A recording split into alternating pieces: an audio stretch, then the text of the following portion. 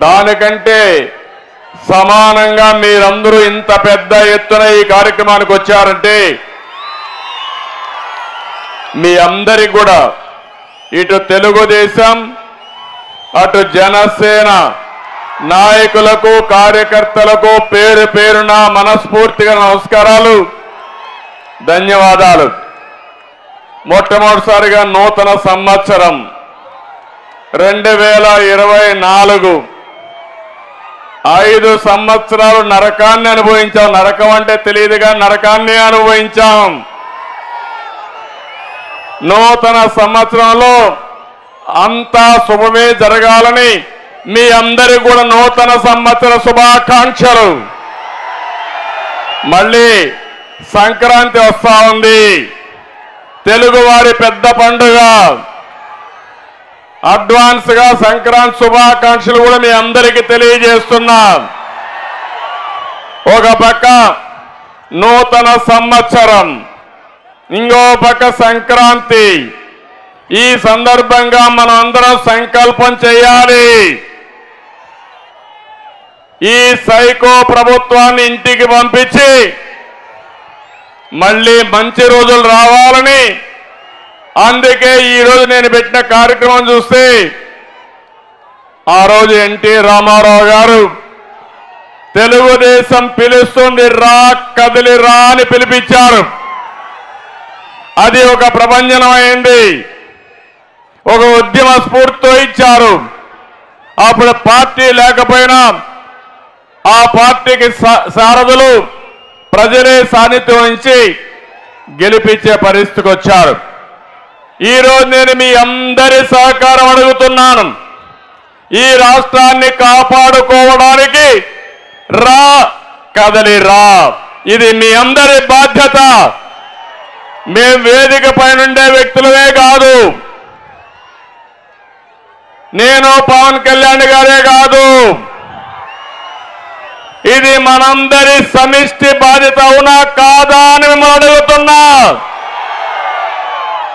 సమిష్టి బాధ్యత అయితే రాష్ట్రాన్ని కాపాడుకుంటామని గట్టిగా చప్పట్లు కొట్టి హర్షాన్ని ఆమోదాన్ని తెలియజేయాలి.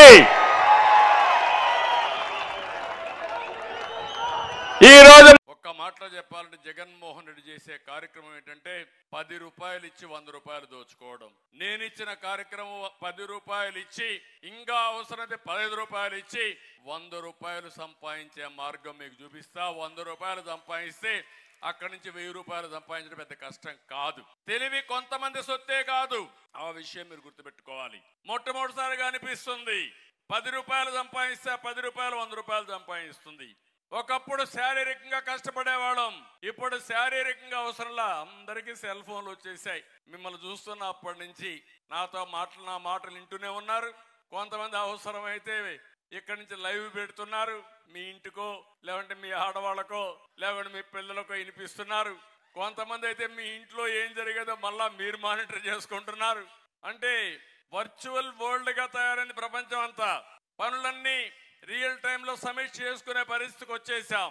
అందుకే నేను ఆలోచించేది, ఈ రోజు నేను చేసిన పని మీరు ఒక్కసారి ఆలోచిస్తే 25 సంవత్సరాల కంటే ముందేసిన ఫౌండేషన్ ఈ రోజు హైదరాబాద్ ఒక నమూనా.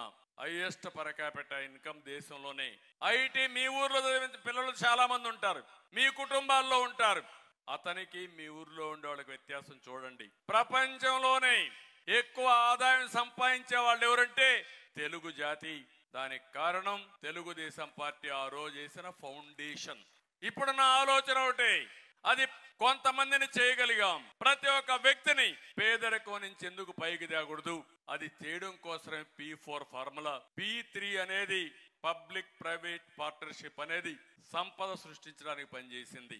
పబ్లిక్ ప్రైవేట్ పీపుల్స్ పార్టిసిపేషన్ అనేది ప్రతి ఒక్క వ్యక్తిని సంపద సృష్టించడానికి ప్రజలే ఆస్తిగానే పరిగణిస్తున్నా. ఇంట్లో 5 మంది ఉన్నారు, వాళ్ళకు భూములు లేవు.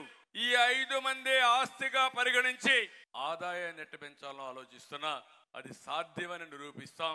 అందుకనే నేను మిమ్మల్ని అందరూ ఒకటే కోరుతున్నా, నా ప్రాధాన్యత పేదరిక నిర్మూలనలో కూడా మొట్టమొదటిగా ఈ వెనుకబడిన వర్గాలను పైకి తేవడమే నా లక్ష్యం అని చెప్పి కూడా నేను మీకు తెలియజేస్తున్నా.